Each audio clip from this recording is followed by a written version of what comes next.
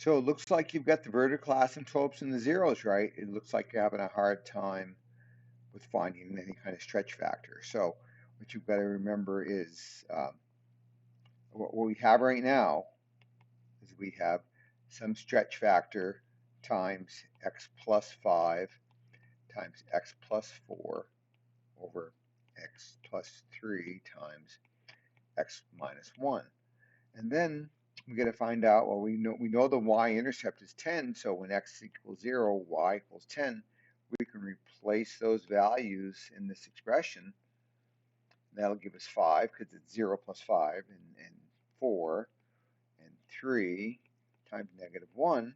So if we clean this up a little bit, let's see, it's going to give us 10 equals a times negative 20 over 3. All right? So we're going to multiply. We're going to either divide by negative 20 over 3 or multiply by the reciprocal. I'll choose to think about it that way. That way we get 1a on the left or on the right and negative 3 over 10 times,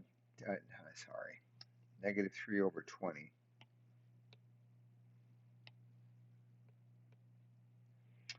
Equal 10 over 1. The 10's cancel out for 2, so your a should have been negative 3 over 2. And that would have worked for you. Okay, so I'm not sure where you're stuck because you do have some of this right. I'm assuming it's finding that a value.